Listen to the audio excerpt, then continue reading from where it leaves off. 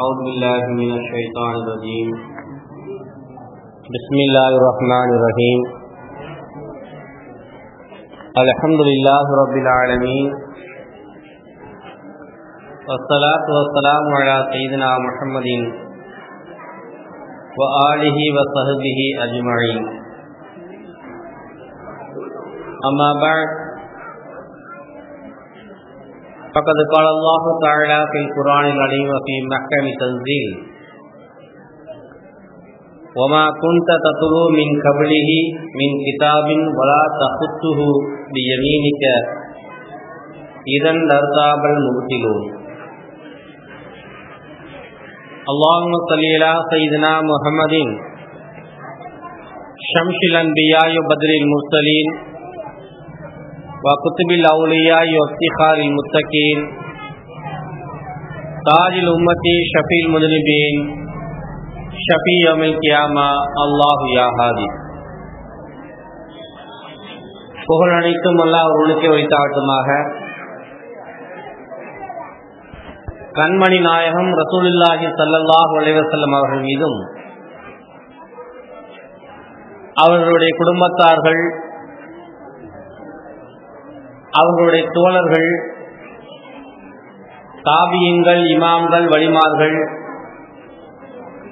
நமது லால்பேட்டை மாநகரில் வாழ்ந்து மறைந்த மாமேதைகள் மற்றும் மான் நபியின் மாண்புமிகு வரலாறை கேட்டு மகிழ வந்திருக்கும் நம் அனைவர் மீதும் அல்லாஹ்வின் புறத்திலிருந்து சாந்தியும் சமாதானமும் என்றென்றும் நிலவட்டுமாக. நபிகள் நாயகம் ரசூலுல்லாஹி ஸல்லல்லாஹு அலைஹி வஸல்லம் அவர்கள் பிறந்த தினத்தின் பொருட்டால் அல்லாஹ் நமது பாவங்களை மன்னிப்பதோடு நாம் செய்த நன்மைகளை எல்லாம் அல்லாஹ் அங்கீகரிப்பானாக. திருநபியின் திருமுகத்தின் பொருட்டால் லால்பேட்டை மாநகரில் வாழ்கின்ற நம் அனைவரது நோய் நொடிகளும் அல்லாஹ் தஆலா அகற்றி நோயற்ற வாழ்வை நமக்கு நிரந்தரமாக ஆக்குவானாக. ஆமீன். அன்பார்ந்த அல்லாஹ்வின் நல்லடியார்களே, நேற்றைய தினம் நபிகளாரின் 40வது வயதில் ஹிரா குகையில் நபிகளாரும் மனித இன தலைவர் நபிகளாரும் மலக்கு இன தலைவர் ஜிப்ரீலும் சந்தித்துக் கொண்ட போது நிகழ்ந்த நிகழ்வுகளை நாம் நேற்று கண்டோம்.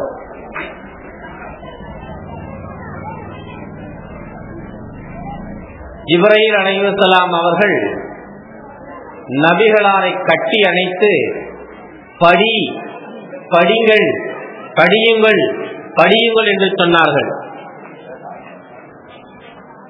நபிகளார் அப்பொழுது சொன்னார்கள், லா அன காரி, எனக்கு படிக்க தெரியாதே என்று சொன்னார்கள்.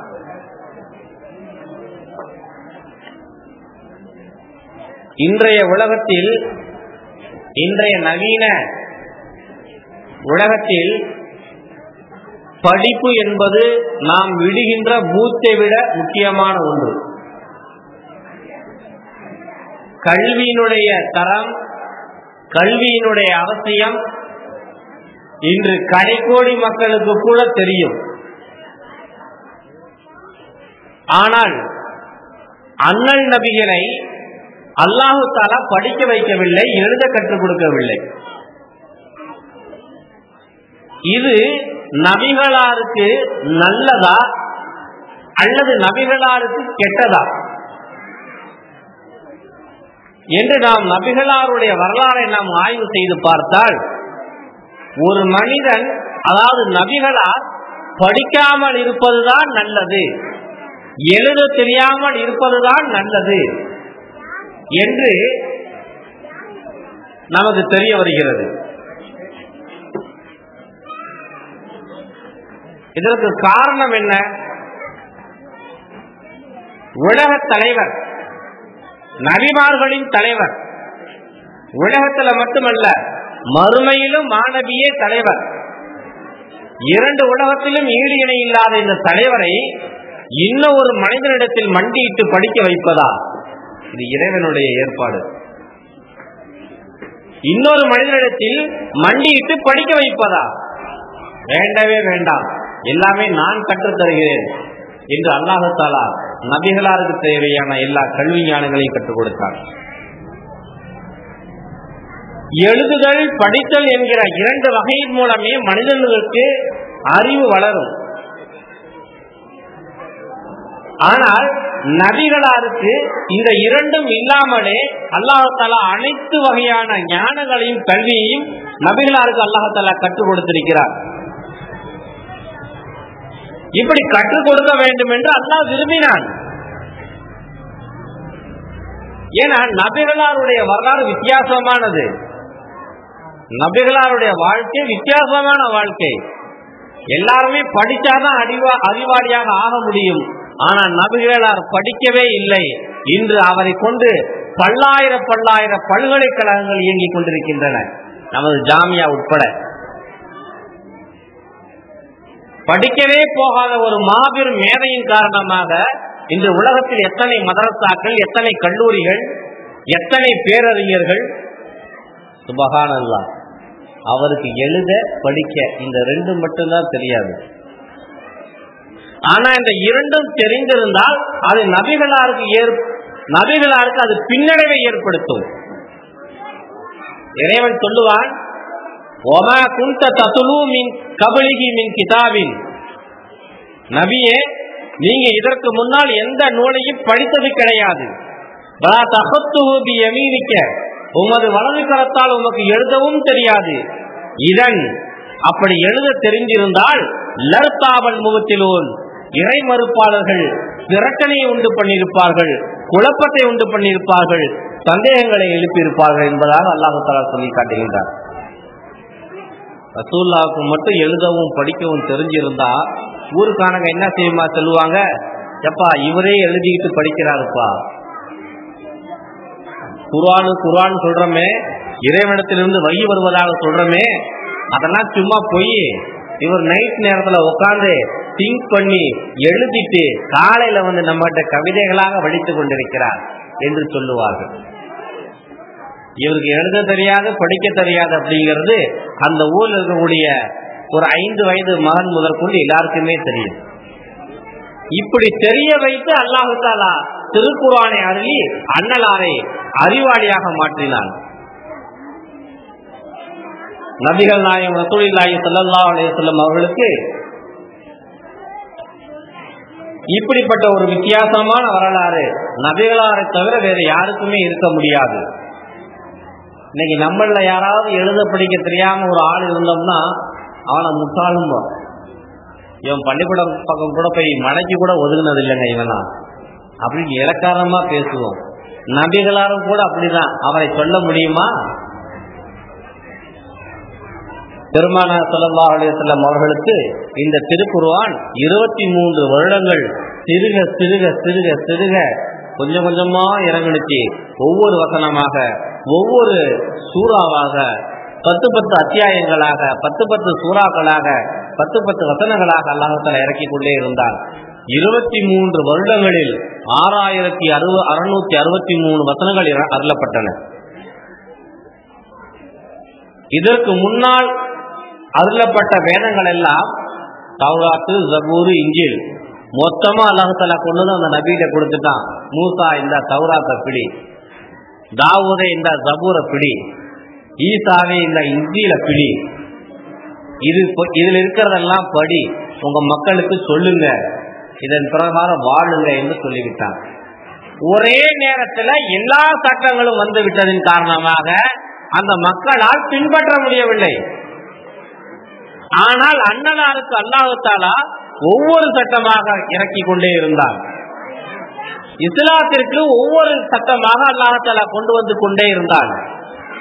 இதன் காரணமாக எல்லா மக்களும் எல்லா விஷயங்களையும் எல்லா காலத்திலும் பின்பற்றக்கூடிய சாதாரண நிலை உருவாகிவிட்டது. 2 பேர் ஏஞ்சி வந்து இங்க பேசுங்க,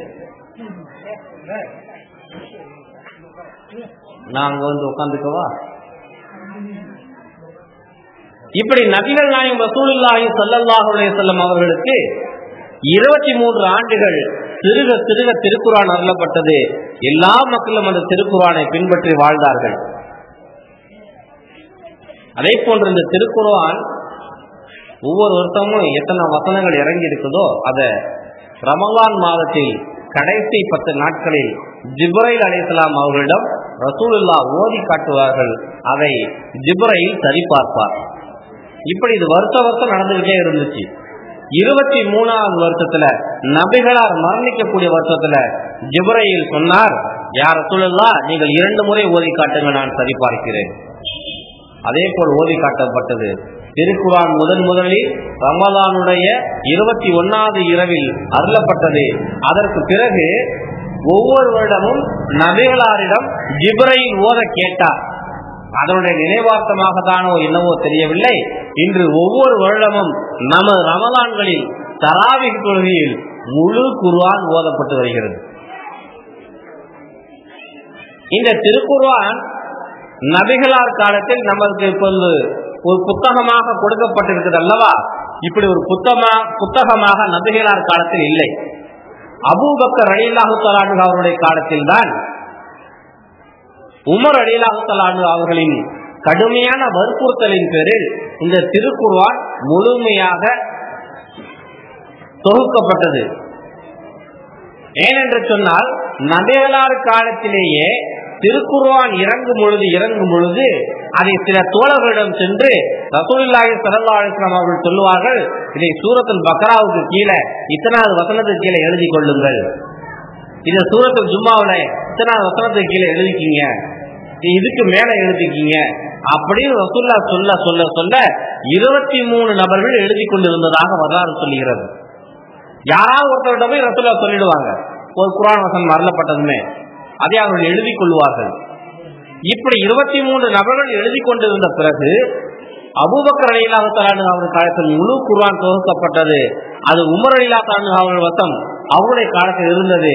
பிறகு ஹப்ஸார் ரலியல்லாஹு தஆலா அன்ஹு அவருடைய காலத்தில் இருந்தது.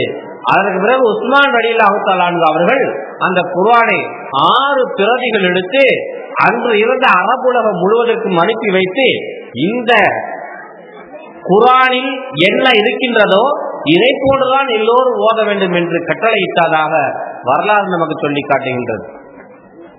ஆகவே அப்படிப்பட்ட ஒரு அற்புதமான ஒரு குர்ஆன் நம்மிடத்தில் வந்திருக்கிறது. இந்த குர்ஆன்ல பாத்தீங்கன்னா ஜபர், ஷத்து, மத்து, சுக்குனு, சின்ன மத்து, பெரிய மத்து, இதெல்லாம் அம்சா, இதெல்லாம் இப்ப நம்ம போடப்பட்டது. ஹஜ்ரத் அலி ரலியல்லாஹு தஆலா அன்ஹு அவர்களுக்கு பின்னர் அபுல் அஸ்வத் அஊலி என்பவர் வாழ்ந்தார். அவர் இந்த ஜபர்ஜர்கள் எல்லாம் அவர்தான் போட்டார். ரசூலுல்லாஹ் காலத்துல ஜபர்ஜர் எல்லாம் இருக்காது, ஒரு எழுத்துக்கு கூட புள்ளிகள் இருக்காது.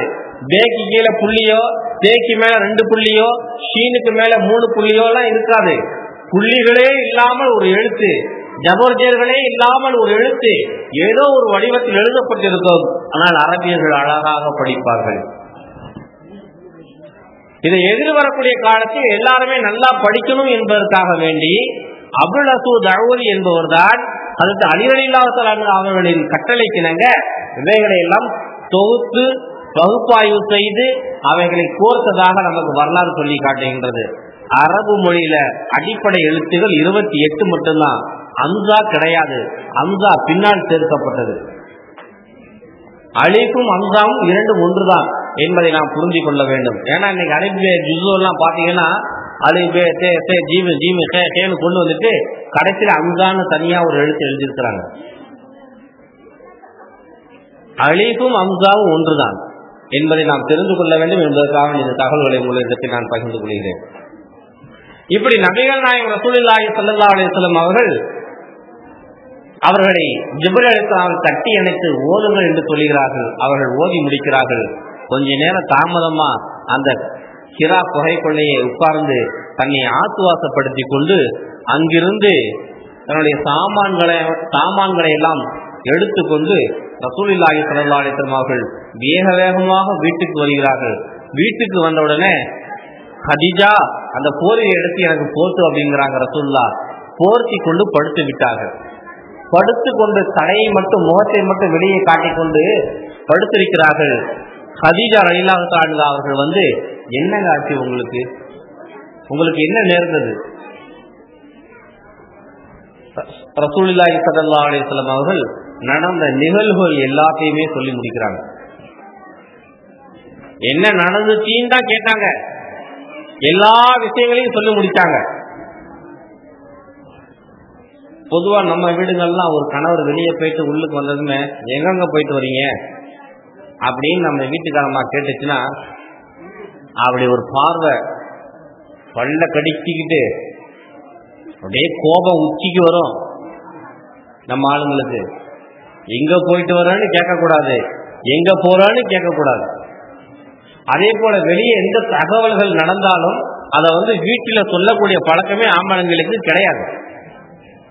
ஆனா ரசூலுல்லாஹ் பாருங்க, என்ன நடந்துச்சு அப்படிங்கறத A to Z சொல்லிட்டாங்க ரசூலுல்லாஹ்.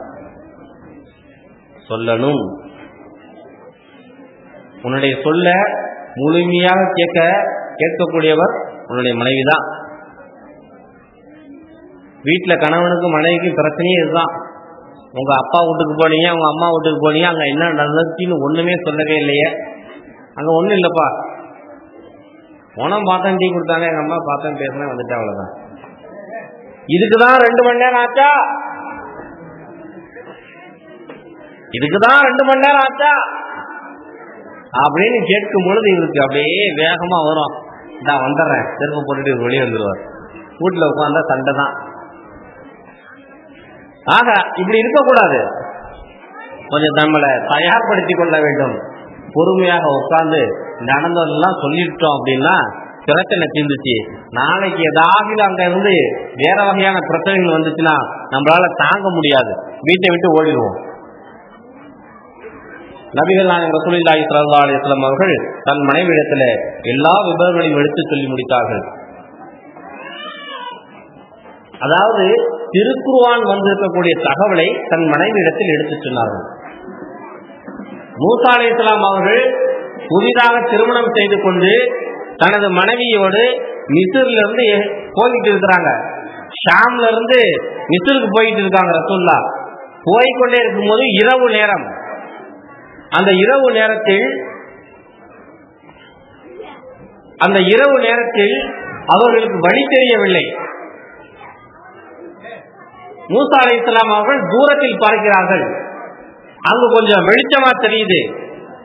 அந்த வெளிச்சத்தை பார்த்த உடனே, மனைவியே நீ இங்கேயே இரு, நான் போய் அந்த வெளிச்சத்தை கொண்டு வரேன், ஒரு பந்தம் கொண்டு வருகிறேன், அந்த வெளிச்சத்தின் மூலமாக நம்ம ஊருக்கு போகலாம் என்று சொல்லிவிட்டு நெருப்பு எடுப்பதற்காக வேண்டி சென்றார்கள். அங்க போய் பார்த்தா அல்லாஹ் தஆலா ஒரு மரத்தில் தனது பேரொளியை பொழிந்து கொண்டிருக்கிறான். அல்லாஹ் தஆலா சொன்னா, உன்னுடைய செருப்பை கண்டிட்டு இந்த எல்லைக்குள்ளவா. மூசா அலைஹிஸ்ஸலாம் போனாங்க. யாரெல்லாம் என்ன சொல்லு, நான் உனக்கு தௌராத் வேதத்தை கொடுத்துட்டேன், இது பிரகாரம் மக்களை எச்சரிக்கை செய், முதல்ல போய் ஃபிரௌன்கிட்ட உன்னுடைய இஸ்லாத்தினுடைய அழைப்பை கொடு என்று சொன்னான். உடனே மூசா அலைஹிஸ்ஸலாம் அவர்கள் நெருப்பை எடுக்கவில்லை, மனைவியை மறந்து விட்டார். குடு குடு குடு நேரா புறப்பட்டு போயிட்டார் ஃபிரௌன் வீட்டுக்கு. மனைவியை அந்த இடத்துல விட்டுட்டு போயிட்டார். காட்டுல இருட்டுல நின்றுட்டு இருக்கிறாங்க. வருவார் வருவார் வருவார், கணவர் வருவார் என்று காத்திருக்கிறாங்க. அந்த அம்மா விடிஞ்சே போச்சு, ஆள் வரல, என்ன ஆச்சோ ஏதாச்சோன்னு தடுமாறிட்டு இருக்காங்க. அந்த அம்மா வேற, சபூரா அம்மையார் அவர்கள் வேற நல்ல 7 மாதம் 8 மாதம் கர்ப்பிணியாக இருக்கிறார்கள், கர்ப்பிணி பெண்ணாக இருக்கிறார்கள்.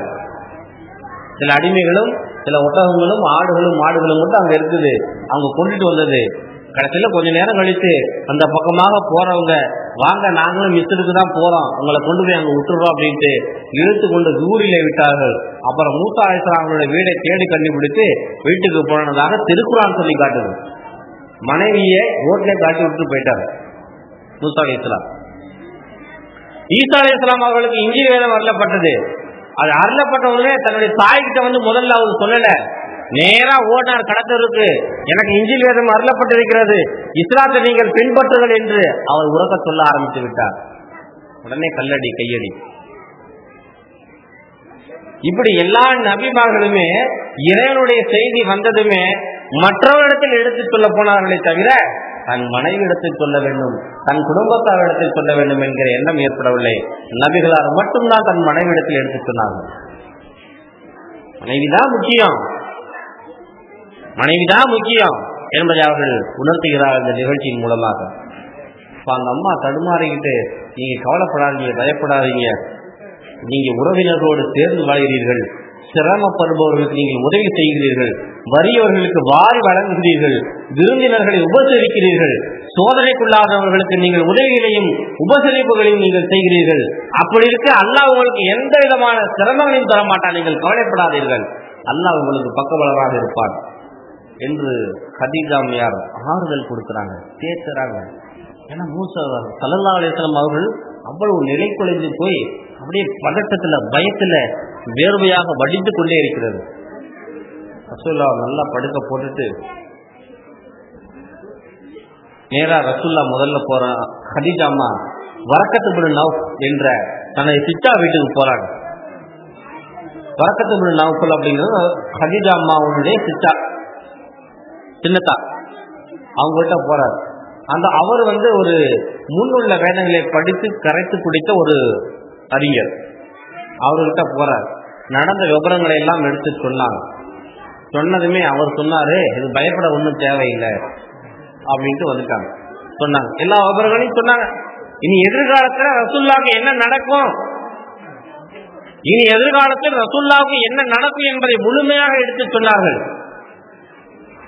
கதீஜாமா வீட்டுக்கு வந்தாங்க. வீட்டுக்கு வந்தோடனே நான் எங்க சின்னத்தாட்ட போயிருந்தேன், எல்லா விவரத்தையும் சொன்னேன். உங்களுக்கு ஒன்றும் பிரச்சனை இல்லையா, நீங்க நல்லா இருப்பீங்களா, இந்த மட்டும் நீங்க நல்லா இருப்பீங்க என்பதுக்கான அடையாளமாம் இது அப்படின்னு சொல்லி எல்லாத்தையும் பூசி மொழிகிட்டாங்க. இன்னும் சொன்னா பயந்துருவாரு அப்படின்னு.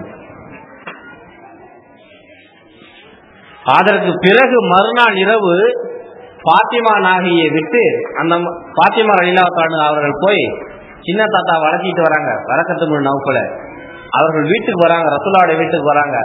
ரசூலுல்லாஹ்வும் வரக்கத்து பின் நௌஃபலும் அன்று இரவு தனிமையில் பேசிக் கொள்கிறார்கள். வரக்கத்து பின் நௌஃபல் சொல்லுகிறார், உங்களிடத்தில் வந்தவர் ஜிப்ரீல், நாமூஸ் என்பவர் மூசா இடத்தில் வந்த நாமூஸ் தான் உங்களிடத்தில் ஜிப்ரீலாக வந்திருக்கிறார். அவர் இஸ்லாத்தை சொல்லியிருக்கிறார். உங்களை இந்த ஊரை விட்டு இந்த ஊர் மக்கள் துரத்துவார்கள். அப்பொழுது நான் உயிரோடு இருந்தால், எனக்கு சக்தி இருந்தால் நான் உங்களுக்கு வலு சேர்ப்பேன். நான் உங்களுடைய மதத்தை கொண்டு ஈமான் கொள்கிறேன், உங்களை கொண்டு நான் ஈமான் கொள்கிறேன் என்பதாக சொன்னதாக வரலாறு சொல்லி காட்டுகின்றது. ஆகவே இப்படி வரக்கத்து பின் நௌஃபல் ஆறுதலான சில வார்த்தைகளை சொன்னார். அந்த வார்த்தைகளை கேட்டு பெருமானார் ஸல்லல்லாஹு அலைஹி வஸல்லம் கொஞ்சம் ஆறுதலாக இருந்தது. அந்த வஹி அந்த அனுபவம் இருக்கு பாத்தீங்களா, அது ரசூலுல்லாஹ்க்கு ரொம்ப பிடிச்சி போச்சு. அந்த நேரத்துல கொஞ்சம் பயம், பதட்டம். ஆனா ஒரு 2 நாள் 4 நாள் கழிச்சு பாத்தீங்கன்னா ரசூலுல்லாஹ்க்கு அது மேல ஒரு ஈர்ப்பு. இன்னொரு தடவை அவர் வரமாட்டாரா, அந்த ஜிப்ரீல் இன்னொரு முறை அவர் வரமாட்டாரா அப்படிங்கிற எதிர்பார்ப்பு ரசூலுல்லாஹ்க்கு வந்துருச்சு.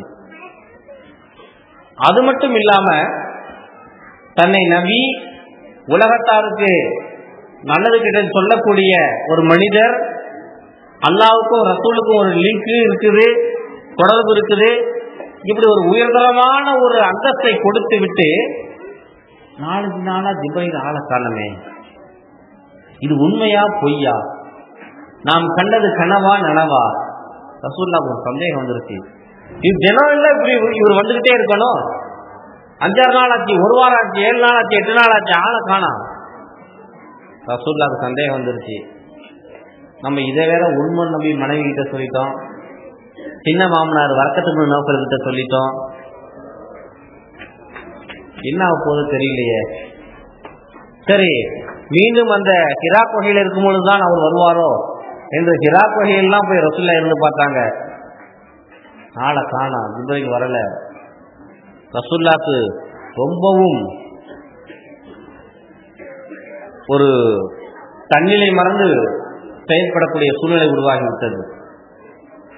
நம்ம ஏதோ தவறான ரூட்ல போயிட்டு இருக்கிறோம் அப்படின்னு நினைச்சு ரசூலுல்லாஹி ஸல்லல்லாஹு அலைஹி வஸல்லம் அவர்கள் மலை மீது இருந்து குதித்து தற்கொலை செய்து கொள்வோம் அப்படிங்கிற முடிவுக்கு வந்து மலைகள் மீது ஏறி தற்கொலை செய்து கொள்வதற்காக குதிக்க தயாராகின்ற பொழுது ஜிப்ரைல் அலைஹிஸ்ஸலாம் அவர்கள் அழைப்பார்கள். ஜிப்ரைல் அலைஹிஸ்ஸலாம் அவர்கள் அழைப்பார்கள், யா முஹம்மத் இன்னக ரசூலுல்லாஹி ஹக்கா, சத்தியமா நீங்க அல்லாஹ்வுடைய தூதர் தான் என்று சொல்வார்கள். உடனே சரி சரி சரி அப்படின்ற ரசூலை புறப்பட்டு கீழே வந்துருவாங்க. அப்புறம் மறுநாள் பார்ப்பாங்க, ஒருத்தரும் அழைக்க மாட்டாங்க. திரும்ப மலை மேல ஏறிடுவாங்க. திரும்ப ஜிப்ரீல் அலைஹிஸ்ஸலாம் வருவாங்க, யா முஹம்மத் இன்னக ரசூலுல்லாஹி ஹக்கா, சத்தியமா நீங்க ரசூல் தான். இப்படியாக அவர்கள் தடுமாறிக் கொண்டே இருந்த பொழுது ஒரு சமயம் ரசூலுல்லாஹி ஸல்லல்லாஹு அலைஹி வஸல்லம் அவர்கள் சாதாரணமான இப்படி ஒரு சமமான ஒரு நிலப்பரப்பில் நடந்து செல்கின்ற பொழுது ஷவ்வால் பிறை 1 அன்று மீண்டும் ஜிப்ரீல் அலைஹிஸ்ஸலாம் அவர்கள் வந்தார்கள். யா அய்யுஹல் முதஸ்ஸிர் கும் ஃபஅன்திர் வரப்பக ஃபகப்பிர் ஃபஸியாபக ஃபதஹிர் வருஜுஸா ஃபஹுதுர் என்கிற இந்த முதஸ்ஸிர் சூராவில் இருக்கக்கூடிய 5 வசனங்களை அருளினார்.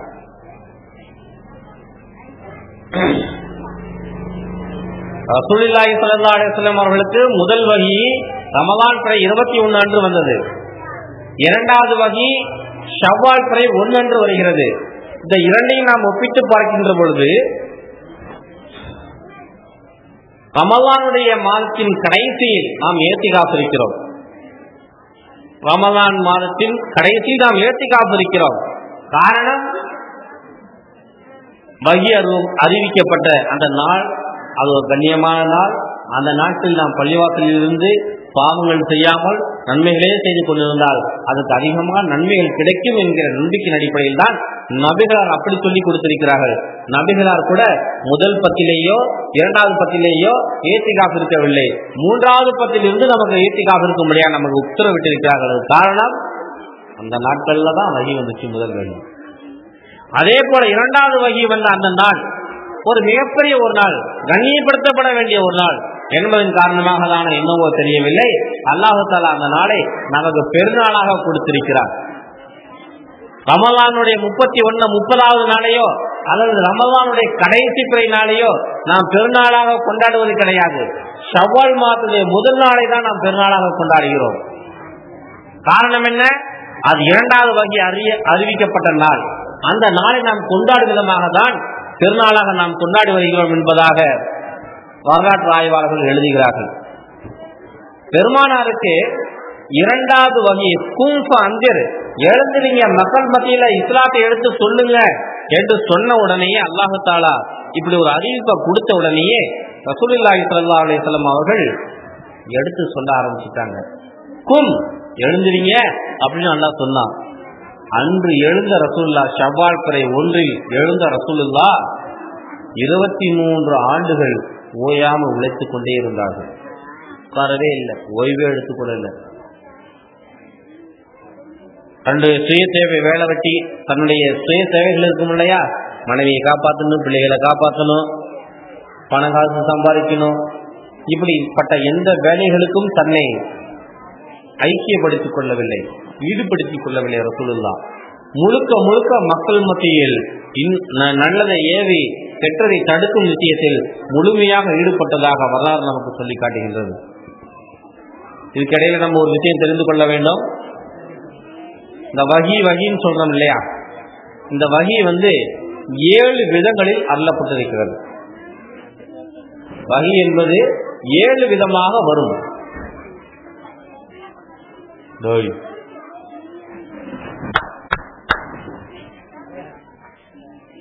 வஹி என்பது 7 விதமாக வந்திருக்கிறது. அது உண்மையான கனவுகள் மூலமாக ஜிப்ரீல் அலைஹிஸ்ஸலாம் அவர்கள் கண் முன்னால் தோன்றாமல் பெருமானாருடைய உள்ளத்தில் போட்டு விடுவார்கள். இரண்டாவது வகை. மூன்றாவது வகை, ஜிப்ரீல் அலைஹிஸ்ஸலாம் அவர்கள் மனித உருவில் திருக்குர்ஆனுடைய வசனங்களை எடுத்து சொல்வார்கள். நான்காவது வகை, ஒரு மணி யோசையை போன்று வருவார்கள். ஐந்தாவது வகை, வானவர் தனக்கே உரித்தான அந்த முழுமையான தோற்றத்தில் வருவார். ஆறாவது வகை, பெருமானாரே நேரடியாக அல்லாஹ்விடத்தில் சென்று பேசுவார்கள் மேராஜ் மாதிரி, அல்லது அல்லாஹ்வே நேரடியாக வந்து பேசுவார் மூசா அலைஹிஸ்ஸலாம் அவரிடத்தில் அல்லாஹ் தஆலா பேசிய மாதிரி. இப்படி இந்த 7 வகையான விஷயங்களுமே அது வஹீதான், அது சந்தேகம் கிடையாது. வீட்டுல ரசூலுல்லாஹி ஸல்லல்லாஹு அலைஹி வஸல்லம் அவங்க திருக்குர்ஆனை ஓதி காட்டின உடனே இக்ரோ பிஸ்மி ரப்பிக்கல்லதி கலக்கல் இன்சான் அப்படின்னு சொல்லி காட்டின உடனேயே ஹதீஜா அம்மா சொல்லிட்டாங்க, ஏங்க உங்களை நான் நம்புறேங்க, உங்களை நான் நம்புறேன் அப்படின்ட்டாங்க. ரசூலுல்லாஹ் சொன்ன அந்த முதல் விஷயத்தை கொண்டு ஈமான் கொண்டது ஹதீஜா தான், ஒரு பெண்ணு தான். முதல்ல இஸ்லாத்தில் இணைந்தது ஒரு பெண்மணி தான். ரசூலுல்லாஹ்வுடைய முதல் அழைப்பை ஏற்றுக்கொண்டது அது ஹதீஜா ரலியல்லாஹு தஆலா அவர்கள் மட்டும்தான். அது ஒரு மிகப்பெரிய பாக்கியம் இந்த அம்மாவுக்கு. ஒரு ஆண்களுக்கு கிடைக்கல, சிறுவர்களுக்கு கிடைக்கல, சிறுமிகளுக்கு கிடைக்கல, மற்றவர்களுக்கெல்லாம் கிடைக்காத ஒரு பாக்கியம் ரசூலுல்லாஹி ஸல்லல்லாஹு அலைஹி வஸல்லம் மனைவிக்கு முதல் பாக்கியம் கிடைத்திருக்கிறது. அவர்கள் இஸ்லாமானார்கள். இந்த விஷயங்களை எல்லாம் கேட்டுக்கொண்டே இருந்த ஸைத் இப்னு சாபித் ரசூலுல்லாஹ்வுடைய வளர்ப்பு மகன் இரண்டாவதாக இஸ்லாத்தில் இணைந்தார். மறுநாள் காலை ஃபஜ்ருடைய நேரத்துல ரசூலுல்லாஹி ஸல்லல்லாஹு அலைஹி வஸல்லம் அவர்கள் தொழுக வைக்க ஹதீஜா அம்மா பின்னால் நின்று தொழுது கொண்டிருக்கிறார்கள். இந்த காட்சியை அலி ரலியல்லாஹு தஆலா அவர்கள் பார்க்கிறாங்க. ஒரு 10 வயசு 12 வயசு மதிக்கத்தக்க சிறுவர். என்ன சின்னமா என்னமோ செஞ்சுட்டு இருக்கீங்களா, இது என்ன விஷயம்? ரசூலுல்லாஹ் அண்ணன், அலி ரலியல்லாஹு தஆலா அவங்களுக்கு அண்ணன், ஒண்ணு விட்டு அண்ணன், என்ன சின்னமா இப்படி செஞ்சுட்டு இருக்கீங்க பெரியம்மா? அப்பொழுது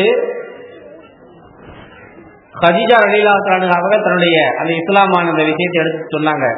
எடுத்து சொன்ன உடனே அவங்க யோசிச்சாங்க, நான் எங்க அத்தாகிட்ட கேள்வி சொல்றேன்.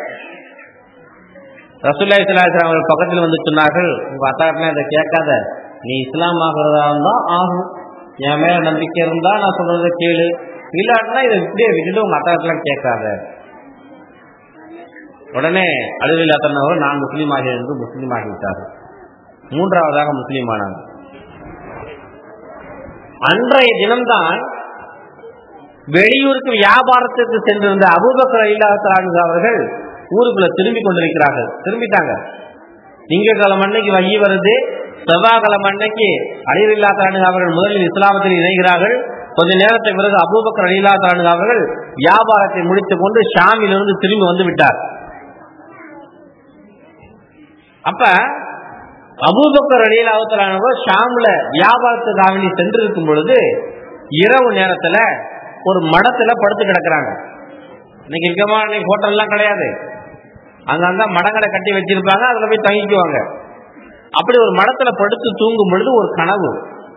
அந்த கனவுல ஒரு பாதிரியார் வராங்க. அந்த பாதிரியார் அபூபக்கரே, உன்னுடைய கையை தூக்கு, உன்னுடைய தொடையை காட்டு, நான் பார்க்க வேண்டும், உன்னுடைய ஆடையை விளக்கு, உன் தொடையை நான் பார்க்க வேண்டும். அபூபக்கர் ரலியல்லாஹு சொல்றாங்க, நான்லாம் விளக்க முடியாது, வெக்கமா இருக்கு. இல்லப்பா, உன் தொடையை காட்டு, நான் ஒண்ணு பார்க்கணும். இல்ல நான் காட்ட முடியாது, கனவுல. இல்ல நான் அதை பார்த்தே ஆகணும், நீ தொடையை விளக்கு, உன்னுடைய ஆடையை விளக்கு என்று சொல்லுகிறார். பெரிய மனுஷனா இருக்கிறாரு, பாதிரியாரா இருக்கிறாரு, வேற வழி இல்லை அப்படின்னு சொல்லி தன் தொடையை தூக்கி காட்டுகிறார்கள். காட்டினோடனே அங்க ஒரு மச்சம் ஒண்ணு இருக்குது, தன்னுடைய வலது தொடையில ஒரு மச்சம். அந்த மச்சத்தை பார்த்தோன்னா அந்த பாதிரியார், கனவுல எல்லாம் நடக்குது, பாதிரியார் சொல்றாரு, இது நீயே தான், இது நீயே தான், இது நீயே தான் அப்படிங்கிறாரு. நான் தான் யாரு, நான் தான் யாரு? அபூபக்கர் ரலியல்லாஹு தஆலா கேட்டார்கள். அப்போது அந்த பாதிரியார் சொல்லுகிறார், இறுதி நபி உங்கள் ஊரில் தோன்றிவிட்டார், இறுதி நபி உங்கள் ஊரில் தோன்றிவிட்டார், அவர் கூட நீங்க தான் ஹிஜ்ரத்துக்கு போவீங்க, அவருடைய உற்ற நண்பர் நீங்க தான் என்று அந்த பாதிரியார் கனவுல சொல்றாங்க. சரின்னு கேட்டுட்டு வந்துட்டாங்க. அந்த கனவு தான் பிடிச்சி பார்த்தாங்க, ஏதோ கனவு ஒன்று வந்துச்சு, தலையெல்லாம் வலிச்சது. சரி ரைட்னு வந்துட்டாங்க. ரசூலுல்லாஹி ஸல்லல்லாஹு அலைஹி வஸல்லம் அவங்க மக்காவில் அபூபக்கரை தேடி போறாங்க. அபூபக்கர் இல்லாத வியாபாரத்தை முடித்து கொண்டு அப்பதான் ஊருக்குள்ள என்ட்ராகிறாங்க. ரசூலுல்லாஹ் அப்பதான் 2 பேரும் சந்தித்து கொள்கிறார்கள். இன்னும் அபூபக்கர் இல்லாதவங்க தன்னுடைய பயண சாமான்களை எல்லாம் கூட வீட்டில் இறக்கி வைக்கல. அபூபக்கரை இப்படி வாங்க, என்ன முஹம்மத், இந்த மாதிரி எல்லாம் எனக்கு வகை அறிவித்து இருக்கிறான், நான் இஸ்லாத்தை எடுத்து சொல்றேன், ஊரிலை கொள்கையை நான் எடுத்து சொல்கிறேன், நீங்க என்னை கொண்டு ஈமான் கொள்ளுங்கள், லா இலாஹ இல்லல்லாஹ் முஹம்மது ரசூலுல்லாஹ் என்று சொல்லுங்கள். அப்ப அபூபக்கர் இல்லாதவங்க அவங்க தன்னை மறந்து ஒரு கேள்வி கேட்கிறார்கள். நீங்க தான் முகமது நபி என்பதற்கு என்ன ஆதாரம்? நபி என்பதற்கு என்ன ஆதாரம்? ரசூலுல்லாஹ் சொன்னாங்க, நீங்க ஷாம்ல இந்த மடத்துல ஒரு கனவு கண்டீங்களே அதுதான்.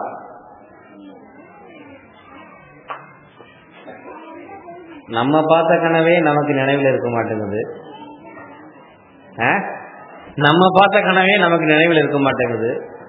ஷாம்ல மடத்துல பார்த்த கனவு பக்கத்துல 10 பேர் படுத்திருந்தா கூட அது தெரியாது. நம்ம காண்ற கனவு நம்ம பக்கத்துல இருக்கவங்களுக்கு தெரியுமா? தெரியாது. ஷாம்ல அவர் கண்ட கனவை நபிகளார் இங்கே சொல்லுகிறார் என்றால் என்ன அர்த்தம்? சொன்னாங்க. அபூபக்கர் கேட்டாரு, நீங்க நபி என்பதற்கு என்ன ஆதாரம்? நீங்கள் கண்ட கனவுதான் ஆதாரம். லா இலாஹ இல்லல்லாஹ் முஹம்மது ரசூலுல்லாஹ். நான் யார் சாமான்ல இறக்கி வச்சுட்டு வரேன், யார் சொல்லலாம் போயிட்டார். இப்படி கொஞ்சம் கொஞ்சமா எல்லாருமே முஸ்லீம் ஆகிட்டே வராங்க. செவ்வாய்க்கிழமை அன்னைக்கு வரையிலும் ரசூலுல்லாஹி ஸல்லல்லாஹு அலைஹி வஸல்லம் அவர்களுக்கு 4 பேர் முஸ்லீம் ஆயிட்டாங்க. கதீஜா அம்மா ரலியல்லாஹு அன்ஹு, ஸைத் இப்னு சாபித், அபூபக்கர் சித்திக். இது இல்லாம தான் வீட்டில் இருந்த எல்லா பிள்ளைகளும், தான் வீட்டில் இருந்த அன்னைக்கு வீட்டில் இருந்த பிள்ளைன்னு பார்த்தாக்க பாத்திமா அம்மா மட்டும்தான். மற்ற 2 பிள்ளைகளும் கல்யாணம் பண்ணி வேற வீட்டுக்கு போயிடுச்சு. இப்படி 5 பேர் முஸ்லீம் ஆயிட்டாங்க. அன்று யார்கிட்ட இஸ்லாத்தை சொல்லலாம்னு சொல்லி ரசூலுல்லாஹ் தேடிட்டு இருக்கிறாங்க. ஒரு ஆளு மொத்தமா அமையல. பேசாம அன்னைக்கு நாள் அவங்களுக்கு ஓடி போச்சு. ஹஜ்ரத் அபூபக்கர் ரலியல்லாஹு அன்ஹு அவர்கள் தன்னுடைய பயண சாமான்களை எல்லாம் இறக்கி வைத்து விட்டு அன்னைக்கே அவங்க இஸ்லாத்தை எடுத்து சொல்ல போயிட்டாங்க. அவங்க போய் உஸ்மான் இப்னு அஃபான் ரலியல்லாஹு அன்ஹு, அப்துர் ரஹ்மான் இப்னு அவ்ஃப் ரலியல்லாஹு அன்ஹு, ஜுபைர் இப்னு அவ்வாம் ரலியல்லாஹு அன்ஹு, சஅத் இப்னு அபீ வக்காஸ் ரலியல்லாஹு அன்ஹு போன்ற 8 பேரை அன்னைக்கு சாந்தத்துக்குள்ள இஸ்லாத்தை சேர்த்துட்டாங்க. செவ்வாய்க்கிழமையே. மறுநாள் காலையில மொத்த எண்ணிக்கை 12 பேரு, ஏன் 13 பேரு 2 நாளையில இஸ்லாத்தில் இணைந்து விட்டார்கள். இந்த நேரத்துல தல்ஹத் இப்னு உபைத் அப்படிங்கிற ஒரு சஹாபி புஷ்ராவுல வியாபாரம் செய்து கொண்டிருக்கிறார். புஷ்ராங்கிறது ஒரு பகுதி, ஒரு ஊர். அந்த ஊர்ல வியாபாரம் செய்து கொண்டிருக்கிறார். அந்த வியாபாரம் செய்யக்கூடிய அந்த கடை தெருவுல ஒரு யூதர் கட்டி கொண்டு வருகிறார். இங்க யாராகிலும் மக்காவாசிங்க இருக்கீங்களா, அப்படின்னு சொல்லி கேட்டுக்கிட்டே வர்றார்.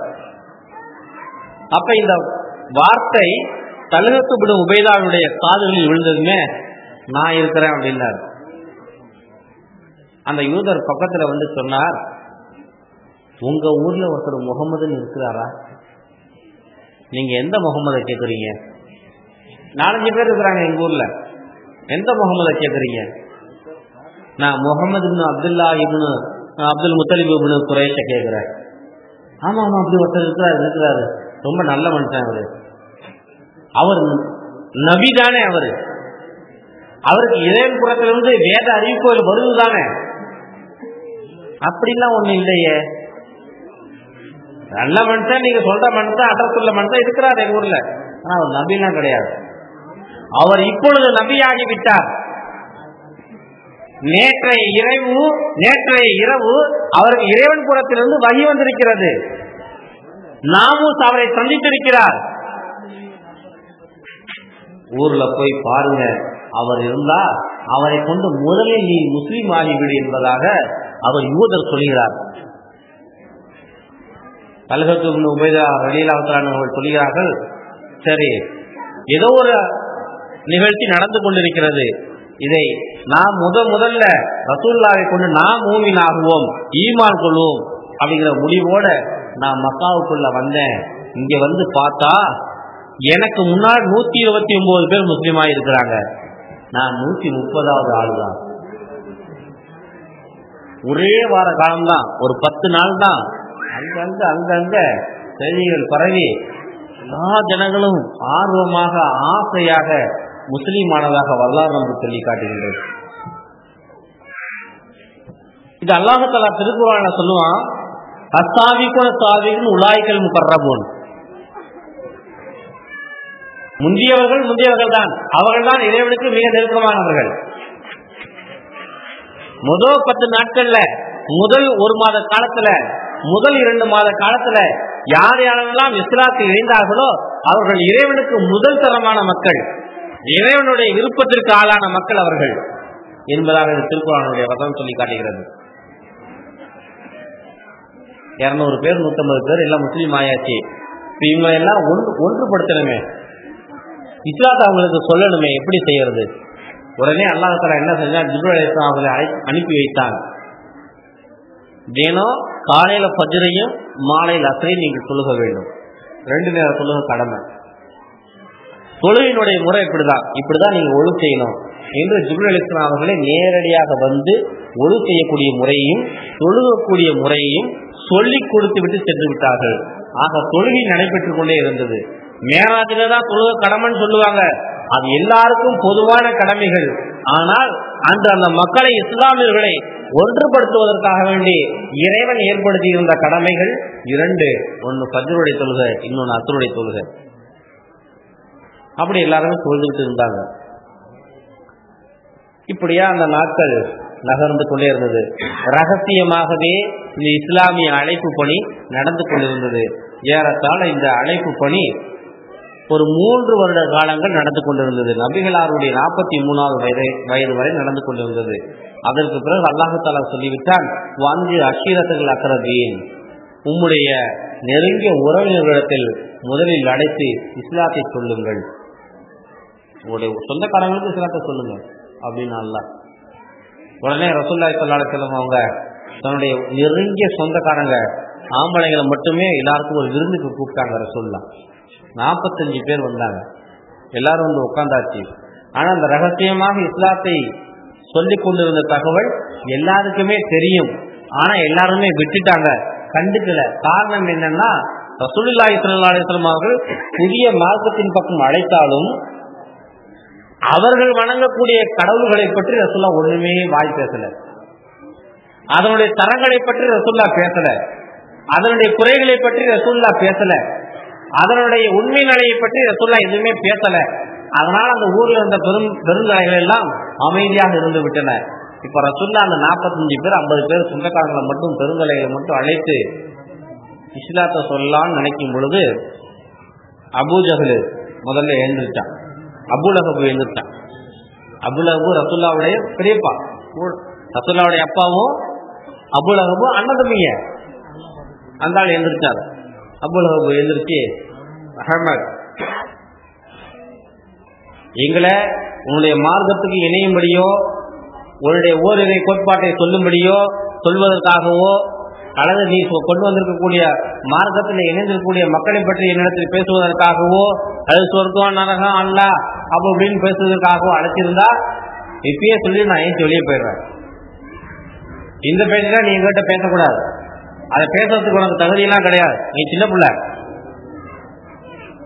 அண்ணா அப்படின்னா. நான் அபூலஹப் ஒரு 5 நிமிஷம் பேசின உடனே அந்த சபை கலகலத்து போச்சு. அப்புறம் ரசூலுல்லாஹ் சொல்லிட்டாங்க, நான் ஒன்னும் பேசுறதுக்கெல்லாம் கூப்பிடல, எல்லாரும் சாப்பிட்டு எழுந்து போங்கப்பா. எல்லாத்தையும் சாப்பிட வச்சு ரசூலுல்லாஹ் அனுப்பி வச்சுட்டாங்க. கொஞ்ச நாள் கழிச்சு 2வது முறையாக ரசூலுல்லாஹி ஸல்லல்லாஹு அலைஹி வஸல்லம் அழைத்தார்கள். அப்ப ரசூலுல்லாஹி ஸல்லல்லாஹு அலைஹி வஸல்லம் அவங்க அந்த குடும்பத்தார்களுக்கு மத்தியில பேசினாங்க, இஸ்லாத்தை பத்தி சொன்னாங்க. ஓரிரை கோட்பாட்டை பற்றி சொன்னாங்க. தனக்கு இறைவன் புறத்திலிருந்து வேதம் வருவதாக சொன்னார்கள். அந்த வேத வசனங்களை எல்லாம் ஓதி காட்டினார்கள். அதில் ரகசியமாக ஈமான் கொண்டவர்கள் சில பேர், அதில் பகிரங்கமாக எதிர்த்தவர்கள் பல பேர். அப்படியாக அந்த கூட்டம் முடிந்து விட்டது. ஒரு 2 நாள் கழிச்சு ரசூலுல்லாஹி ஸல்லல்லாஹு அலைஹி வஸல்லம் அவங்க தனது வீட்டுக்கு பக்கத்தில் இருக்கக்கூடிய சஃபா மலை மீது ஏறி நின்று கொண்டு ஒரு மாலை நேரத்தில் யா சபாஹா யா சபாஹா என்று அழைத்தார்கள். அவங்க வீடுகளுக்குள்ள இருந்த மக்கள் எல்லாம் மலை அடிவாரத்துக்கு வந்தாங்க. சஃபா மலை அடிவாரத்துக்கு வந்தாங்க. என்ன,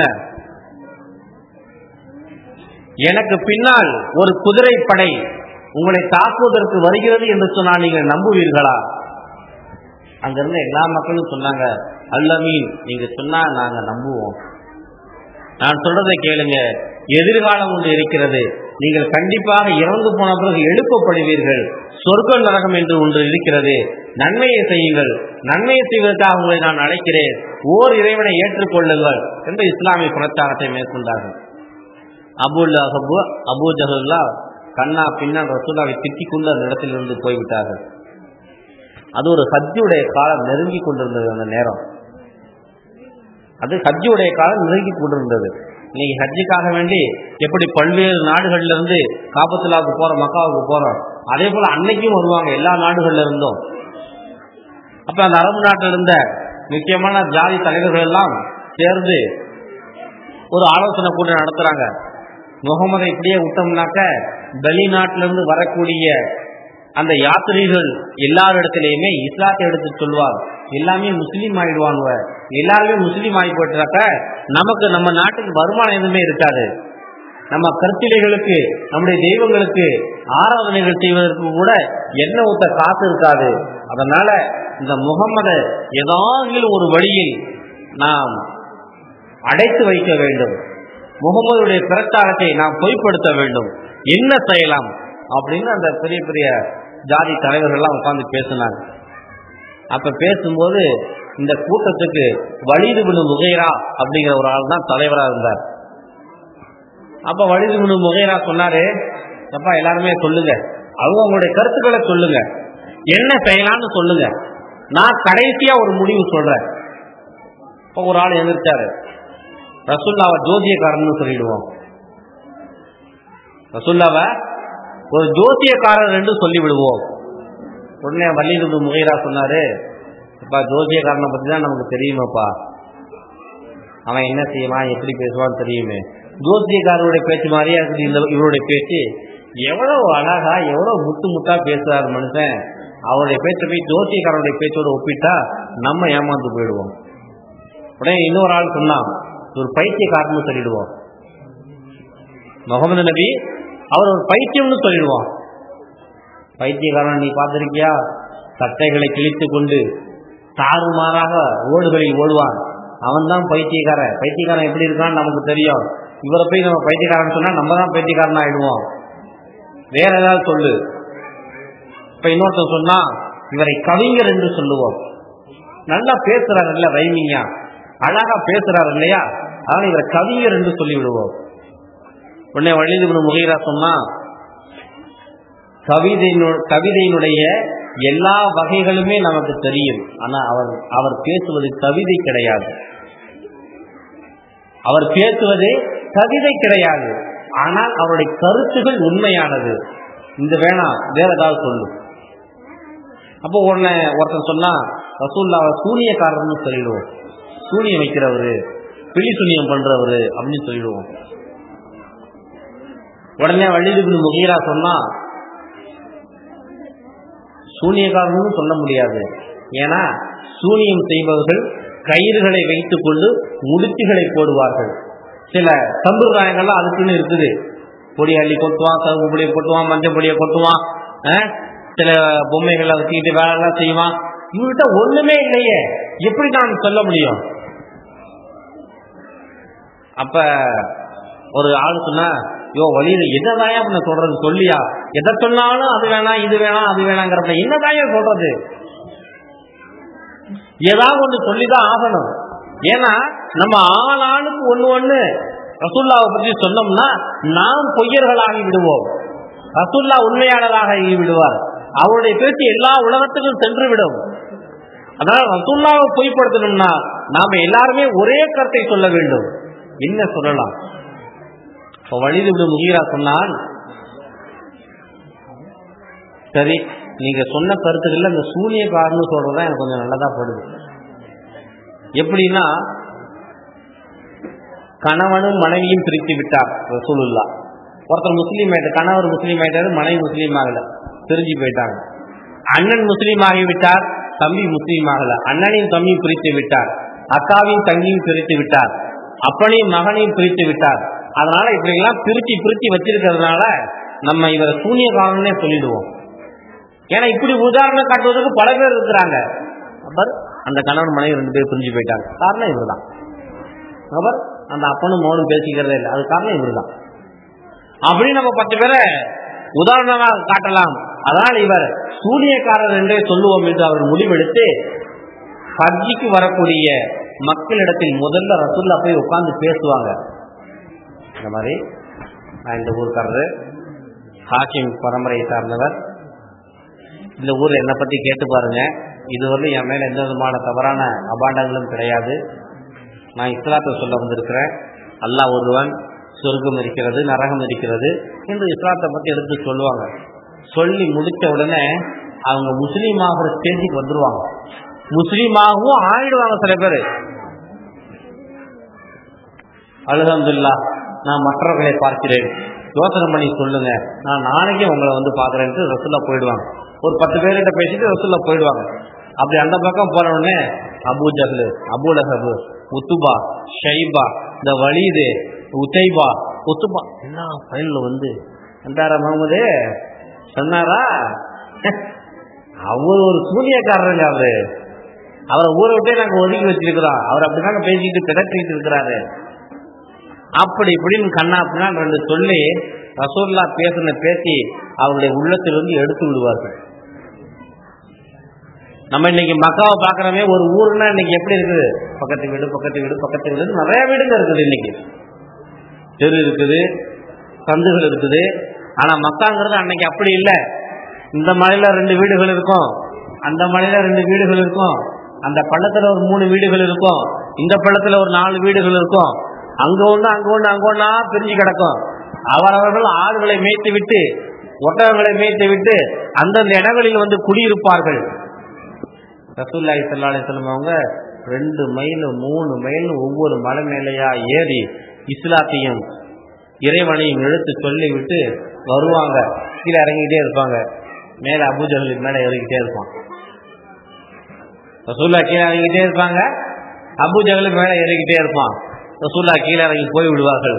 இவன் மேல ஏறி போய், முகமது வந்தாரா, என் தம்பி மகன் தான், முகமது வந்தாரா, என் தம்பி மகன் தான், இப்படிதான் ஒரு மாதிரியாவே சுத்திட்டு இருக்கிறாரு, அந்த பேச்செல்லாம் ஒன்றும் காதில் போட்டுக்காதீங்க அப்படின்னு சொல்லிவிட்டு வந்துடுவான். அப்ப ரசூலுல்லாஹி ஸல்லல்லாஹு அலைஹி வஸல்லம் அவங்க காலையிலும் மாலையிலும் தினம் உழைத்துக் கொண்டே இருப்பார்கள். ஒரு வீட்டுல 10 முறை 20 முறை போய் சொல்லியிருப்பார்கள். ரசூலுல்லாஹ் சொல்றாங்க தன் வாழ்நாளையில, மக்காவுல என்னுடைய கால் தடம் படாத இடமே கிடையாது, மக்காவுல நான் எந்த ஒரு வீட்டுக்கும் போகாமல் இருந்ததே இல்லை, எல்லாரையுமே நேரடியாக சென்று அழைப்பு கொடுத்திருக்கிறேன் என்பதாக ரசூலுல்லாஹி ஸல்லல்லாஹு அலைஹி வஸல்லம் சொல்வார்கள். அப்படி பெருமானாருடைய அந்த பண்பு, அந்த பணி, வேகமான அந்த பணியை பார்த்தவர்கள் ஈடு கொடுக்க முடியல. எவ்வளவு நாளைக்கு தான் இப்படியே செஞ்சிட்டு இருக்கிறது? பார்த்தாங்க முஸ்லீம்கள் இஸ்லாத்தை சேர்ந்துகிட்டே இருக்கிறாங்க, இஸ்லாத்தினுடைய எண்ணிக்கை அதிகரித்துக் கொண்டே இருக்கிறது. இவர்களால் தடுக்கவே முடியல. எத்தனையோ தடவை போய் சொல்லியாச்சு பேசியாச்சு, ஆனா ஜனங்க கேட்கறது இல்ல. இவன் இந்த அபூ ஜஹல் தான், அபூ லஹப் தான் லூசு பையன் அப்படின்னு எல்லாருமே முடிவுக்கு வந்து ரசூலுல்லாஹை பின்பற்ற ஆரம்பித்து விட்டார்கள். இஸ்லாமினுடைய எண்ணிக்கை அதிகரித்துக் கொண்டே இருந்தது. அப்போ ஒரு 4-3 வருஷத்துக்கு பிறகுதான் ஏறத்தாழ ரசூலுல்லாஹி ஸல்லல்லாஹு அலைஹி வஸல்லம் அவங்களுடைய 46வது வயசுக்கு பிறகுதான் அவங்களுக்கு முடிவுக்கு வந்தாங்க, எப்பா நம்ம போற ரூட்டு சரியில்லை, ரசூலுல்லாஹ் தெளிவா தன் ரூட்ல போயிட்டே இருக்கிறார், அவர் இப்படியே போனார்னா ஊர்ல இருக்கக்கூடிய எல்லாத்தையும் மதம் மாற்றி விடுவார், நாம வேற ஏதாவது ஸ்டெப் எடுக்கணும், என்ன செய்யலாம்? யோசித்தார்கள், ஆலோசனை செய்தார்கள், ஒரு முடிவுக்கு வந்தார்கள். என்ன முடிவுக்குன்னா, இனி ரசூலுல்லாஹ்வை கேலி பண்ணுவோம், கிண்டல் பண்ணுவோம், இழிவுபடுத்துவோம், ரசூலுல்லாஹ்வுடைய பேச்சுகளை பொய்ப்படுத்துவோம், ரசூலுல்லாஹ்வுடைய பேச்சில் இருக்கக்கூடிய சந்தேகங்களை மக்கள் மத்தியிலே எடுத்து சொல்லுவோம். அதே போல ரசூலுல்லாஹ் எங்கேயாகிலும் திருக்குர்ஆனுடைய வசனங்களை ஓதினால் நாம் பக்கத்தில் இருந்து சத்தமா எல்லாம் கோரஸா கத்துவோம். ரசூலுல்லாஹ்வுடைய அந்த வாசிப்பு மக்கள் காதுகளுக்கு விழாத வண்ணம் நாம் கத்துவோம். இப்படி எல்லாம் செஞ்சு பார்த்தாங்க. ஒன்னும் எடுபடல. ரசூலுல்லாஹ்வுடைய பிரச்சாரம் வேகமாக பரவி கொண்டே இருந்தது. அதுக்கப்புறம் அவர்கள் ஒரு முடிவுக்கு வந்தாங்க.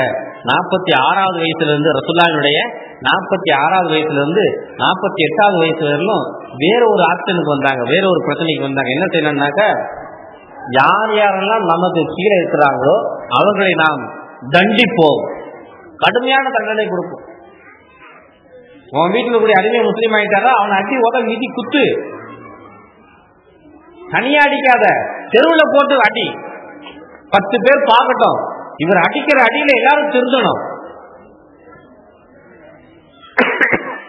இவர் அடிக்கிற அடியில மற்றவர்கள் திருந்த வேண்டும் என்று அவர்கள் முடிவெடுத்தார்கள்.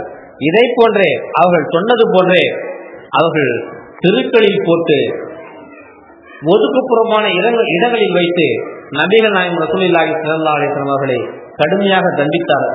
நபிகள் நாயகம் ரசூலுல்லாஹி ஸல்லல்லாஹு அலைஹி வஸல்லம் அவருடைய பெயரை சொல்லி இஸ்லாத்தில் இணைந்த அத்தனை பேர்களையும் கடுமையாக தண்டித்தாங்க, கடுமையாக அடி வாங்கினாங்க. பிலால் ரலியல்லாஹு தஆலா அன்ஹு அவர்கள் உமையத் இப்னு கலப் அப்படிங்கிறவனுடைய அடிமையாக இருந்தார். பிலால் ரலியல்லாஹு தஆலா அன்ஹு முஸ்லீம் ஆயிட்டாங்க. அந்த உமையா என்ன செய்வான்னா, கையை அப்படி போட்டு கயிறுகளால முழுசா கட்டிடுவான் பிலால. கழுத்துல ஒரு கயிறை போட்டு, பக்கத்துல 2 கயிறை போட்டு, 4 கயிறுகளை, கழுத்துல ஒரு கயிறு, இந்த பக்கத்துல ஒரு கயிறு, இந்த ஒரு பக்கத்துல ஒரு கயிறு போட்டு 3 கயிறுகளை பிள்ளைங்க இடத்துல கொடுத்துருவான். இப்படி ஒரு புள்ள, இப்படி ஒரு புள்ள, இப்படி ஒரு புள்ள தெருக்கள்ல இழுத்து கொண்டு ஓடுவார்கள், மலை மேல இழுத்து கொண்டு ஓடுவார்கள். எவ்வளவு கொடூரமா இருக்கும். வேகமாக சைக்கிள்ல போய் கீழே விழுந்து அந்த லேசா சிராய்ப்புகள் ஏற்பட்டாலே நமக்கு எவ்வளவு வலி வலிக்குது. பிலால் ரலியல்லாஹு தஆலா அன்ஹு அவர்கள் அப்படி துன்புறுத்தப்பட்டார்கள்.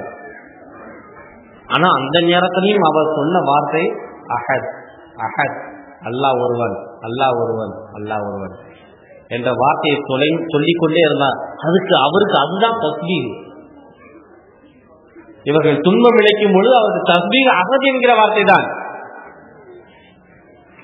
அதுக்கப்புறமா கொஞ்ச நாள் என்ன செஞ்சான், கயிற்றுல போட்டு கட்டி போட்டுட்டு ஒரு தூண்ல கட்டி போட்டு நல்ல பெரிய பிரம்பவன் எடுத்து இவனால அடிக்கிறவர்கள் அடிப்பான், கடுமையாக தாக்குவான். உமையா அடிச்சு பாலைவன மணல்ல கிடத்தி சோறு தண்ணி எதுவும் கொடுக்காம ஆளை பட்டினி போட்டு பிலாலுடைய மார்பகத்து மேல பெரிய கல்லை தூக்கி வைப்பான்.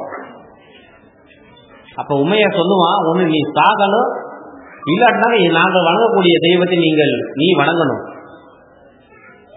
அப்ப பிலால் சொல்லுவார், அஹத் அஹத் அஹத். ஏ உமையா, எஜமான, முன்னாள் அவன் எஜமான, இப்ப அவர் சொல்ற, ஏ உமையா, உன்னை நான் கோபப்படுத்துவதற்கு வேற ஒரு வார்த்தை இருந்தால் நான் சொல்லுவேன், ஆனால் எனக்கு தெரியவில்லை இந்த அகதி என்கிற வார்த்தையை தவிர. அவன் அந்த வார்த்தையை கேட்க கேட்க கேட்க அவனுக்கு உஷ்ணம் ஏறும். இவன் அடிச்சு அடிச்சு சளிச்சு போய், இவன் கழிச்சு வலிச்சு, இவனுடைய கைகள் வலித்து போய் அவன் சொல்லக்கூடிய வார்த்தையை கேட்க முடியாம அங்கிருந்து ஓடி போயிடுவான். பிடிவாதமா இருக்கிறாரு. ரசூலுல்லாஹி ஸல்லல்லாஹு அலைஹி வஸல்லம் அவங்களுக்கு இந்த தகவல் தெரிய வந்துச்சு. யார் பிலாலை வாங்கி உரிமை விடுறாங்களோ அவங்களுக்கு சொர்க்கம் தர நான் பொறுப்பு வைக்கிறேன் ரசூலுல்லாஹ் சொன்னாங்க. உடனே அபூபக்கர் ரலியல்லாஹு ஓடி வந்து, இந்த பிலால கருப்பு நிற அடிமையை எனக்கு கொடுத்துரு, எவ்வளவு காசு வேணும் உமையாட்ட கேட்டாங்க. அபூபக்கர், ஒரு 5000 ரூபாய் கொடுவேன், ஒரு பேச்சுக்கு ஒரு 5000 ரூபாய் கொடுவேன். 5000 அந்த காசு கொடுத்தாச்சு, கை தவிட்டு கொடுத்தாச்சு, பிலாலை வாங்கியாச்சு. பிலால் நான் வந்து உரிமை விட்டு நீங்க போங்க. பிலால் போயாச்சு. உமையாவும் அபூபக்கர் மட்டும் தான் நிக்கிறாங்க. அப்ப உமையா சொல்றான், அபூபக்கர் நீ ஒரு 500 ரூபாய் கேட்டிருந்தா கூட கொடுத்துருப்பான் என் தால, 500 ரூபாய் கேட்டிருந்தா கூட கொடுத்துருப்பான் என் தால. சும்மா ஒரு பேச்சுக்கு தான் சொன்னா ஒரு 5000 ரூபாய் கொடுன்னு உடனே கொடுத்துட்டேன். ஒன்ன மாதிரி ஒரு ஏமாளி, ஒன்ன மாதிரி ஒரு உதவாக்கடா உலகத்துல யாருமே இல்லப்பா அப்படின்னு உண்மையா சொன்னான். அப்ப அபூபக்கர் இல்லாதவர்கள் சொன்னார்கள், இந்த போட பைத்தியக்காரா, நீ தாண்டா ஏமாளி. என்னிடத்தில் நீ 5 லட்சம் ரியால்களை கேட்டிருந்தா நான் கொடுத்திருப்பேன். எங்களது தூதர் என்ன சொன்னார் தெரியுமா? பிலாலை வாங்கி உரிமை விடுபவருக்கு நான் சொர்க்கம் தருகிறேன் என்று சொல்லியிருக்கிறார். எனக்கு 5000 ரூபாய்க்கு சொர்க்கம் கிடைச்சி போச்சுடா. நீ 5 லட்சம் கேட்டுதான் கொடுத்திருப்பேன், 50 லட்சம் கேட்டுதான் கொடுத்திருப்பேன், என் சொத்துக்கள் எத்தனை கேட்டுதான் நான் கொடுத்திருப்பேன். சொர்க்கம் கிடைச்சி போச்சு எனக்கு 5000 ரூபாயில. யார் பைத்தியக்காரன் யோசனை பண்ணிக்க என்று சொல்லிவிட்டு அபூபக்கர் சொன்னதாக வரலாறு சொல்கிறது. அப்படி எல்லாரையுமே அவர்கள் கொடுமைப்படுத்தினார்கள். இந்த கொடுமையில யாசிர் என்பவரை அபூ ஜஹல் அடித்து அடித்து வேதனை செய்தே கொண்டு விட்டார். அதே போல அவருடைய மனைவி சுமையாவை அபூ ஜஹல் என்ன செஞ்சா, காட்டு பக்கம் இழுத்து விட்டு போய் சுமையா ரயிலாக்கான அவருடைய பெண் உறுப்பிலேயே அம்புகளை விட்டு எரிந்து அவர்களை பிணமாக ஆக்கினார். இந்த காட்சிகள்லாம் முஸ்லிம்கள் பக்கம் தெரிய வருது. கொதிச்சு எழுதுறாங்க, ஏதாவது ஒன்று செய்யணும் இந்த அபூ ஜஹல் அபூ லஹப் அப்படின்னு கொதிக்கிறாங்க. ரசூலுல்லாஹி ஸல்லல்லாஹு அலைஹி வஸல்லம் அவர்களை தடுத்து நிறுத்தினார்கள். இதே போல அப்பொழுது அபூ குஹைபா, நஹ்ரியா, உபைத், ஹபாப் இப்னு அரத், இப்படி பல பேர் அன்றைய மக்கா மனிதர்களால் முஸ்லிம்கள் கொடுமைப்படுத்தப்பட்டார்கள். அவர்கள் ஒருத்தங்க ஜின்னீரா அப்படின்னு சொல்லி ஒரு பெண்மணி, ரோம் நாட்டு பெண்மணி மக்கால இருக்கிறாங்க. அவங்கள இப்படிதான் கடுமையான முறையில் கொடுமைப்படுத்தினாங்க, அடிச்சாங்க, உதைச்சாங்க. அடிச்ச அடியில கண்ணுல பட்டு கண் தெரியாம போச்சு அந்த அம்மாவுக்கு, ஜின்னீரா ரலியல்லாஹு அவங்களுக்கு. அப்ப அவனு அந்த பையன்லாம் சொன்னானுவ, பாத்தியா எங்களுடைய லாத்து உஸ்ஸா உனது கண்ணை பிடுங்கி விட்டது, எங்களுடைய தெய்வம் உன் கண் பார்வையை பிடுங்கி விட்டது என்று சொன்னார்கள். அப்பொழுது இந்த அம்மா சொன்னாங்க, இறைவன் நாடினால் நான் தூங்கி எழுந்திருக்கும் பொழுது எனக்கு இறைவன் கண் பார்வையை கொடுப்பான், இறைவன் நாடினால் நான் தூங்கி எழுந்திருக்கும் போது எனக்கு கண் பார்வையை கொடுப்பான், அப்படிப்பட்ட ஆற்றல் மிக்கவன் என் இறைவன், உன் தெய்வனா என் கண்ணை பிடுங்கல அப்படின்னு சொன்னாங்க. அதே போல மறுநாள் அவங்க தூங்கி எழுந்திருக்கிறாங்க, அவங்களுடைய கண் பார்வை மிக தெளிவாக தெரிந்ததாக இப்னு ஹிஷாம்ல ஒரு ஹதீஸ் பதிவு செய்யப்பட்டிருக்கிறது. ஆக இப்படி அடிச்சு பார்த்தாங்க, உதச்சி பார்த்தாங்க, யார் முஸ்லீமா தன்னுடைய மார்க்கத்திலிருந்து பின்வாங்குவது போன்று தெரியவில்லை. அதற்கு பிறகு அவர்கள் என்ன செய்தார்கள், அபூ தாலிபு போய் மிரட்டினாங்க. ஏன்னா அபூ தாலிபுடைய பாதுகாப்புல தான் ரசூலுல்லாஹ் இருக்கிறாங்க. அபூ தாலிபு கிட்ட போனாங்க, நான் அபூ தாலிப் உங்க தம்பி மகன் ரொம்ப டார்ச்சர் பண்ணிட்டு இருக்காரு, நம்ம மார்க்கத்தை, நம்முடைய தெய்வங்களை சொன்னீங்க அடக்கி வைங்க, இல்லை நாங்க ஏதாவது செய்ய வேண்டியதா வந்தோம் அப்படின்னு அபூ தாலிப் ரலியல்லாஹு போய் மிரட்டினார்கள். அபூ தாலிப் ரலியல்லாஹு அவர்கள் அபூ தாலிபா அவர்கள் ரசூலுல்லாஹ் கூப்பிட்டு விட்டாங்க. அவர் பெருங்கொண்ட குழு வந்து பேசிட்டு போனுச்சு. ரசூலுல்லாஹ் கூப்பிட்டு விட்டாங்க, என் தம்பி மோன நீ என்ன சொல்ற, இந்த மாதிரி இவங்க எல்லாம் வந்தாங்க, இந்த மாதிரிலாம் சொன்னாங்க, நீ என்ன சொல்ற, அவங்க சொல்றத பார்த்தா எனக்கு பயமா இருக்குது, உன்னுடைய உயிருக்கு நான் உத்தரவாதம் கொடுக்க முடியாது என்று நான் நம்புகிறேன். ரசூலுல்லாஹி ஸல்லல்லாஹு அலைஹி வஸல்லம் அவர்கள் சொன்னார்கள், யாபத்தி என்னுடைய தகப்பனாரே, என்னுடைய வலது கையில் சூரியனையும் இடது கையில் சந்திரனையும் வைத்தாலும் கூட என் கொள்கையிலிருந்து பின்வாங்க மாட்டேன். இந்த ஒரு வார்த்தை தான். அபூ தாலிப் அப்படியே குளிர்ந்து போயிட்டாரு. என்ன வார்த்தை என் மகன் சொல்றான், எப்படியாப்பட்ட ஒரு உதாரணம், எதிரமான வார்த்தைகளில் எல்லாம் ஒரு வார்த்தை. சந்தோஷமாயிட்டாரு. நீ பின்வாங்குவதாக சொல்லியிருந்தால் நான் உண்மையில் வருத்தப்பட்டிருப்பேன், நீ பின்வாங்க மாட்டேன் என்று உறுதியாக சொன்னாலே அது எனக்கு ரொம்ப பிடித்திருக்கிறது, நீ உன் வேலையை பாரு, யாவன் வர நான் பார்த்துக்கிறேன்.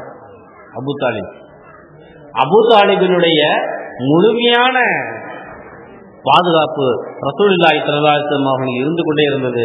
அதன் காரணமாக தான் அவர்கள் இஸ்லாத்தை ரொம்ப வேகமாக எடுத்து செல்ல முடிந்ததாக வரலாறு நமக்கு சொல்லி காட்டுகின்றது. இன்ஷா அல்லாஹ் நாளை தினம் இதற்கு பிறகு பெருமானாருடைய வரலாறு நாம் தொடர்ந்து பேசுவோம். அஸ்ஸலாமு அலைக்கும் வரஹ்மத்துல்லாஹி வபரகாத்துஹு.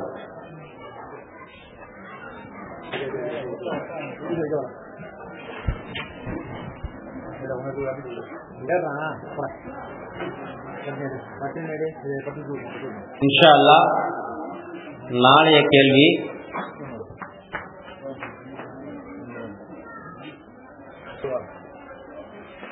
மக்கா காஃபிர்கள் துன்புறுத்திய போது கண் பார்வை போய் மீண்டும் கண் பார்வை கிடைத்த பெண்மணியின் பெயர் என்ன? மக்கா காஃபிர்கள் துன்புறுத்திய போது கண் பார்வை போய் மீண்டும் கண் பார்வை கிடைத்த பெண்மணியின் பெயர் என்ன? திருக்குர்ஆனை எத்தனை பேர் பதிவு செய்தார்கள்? அதுல பல கூற்றுகள் இருக்கும்.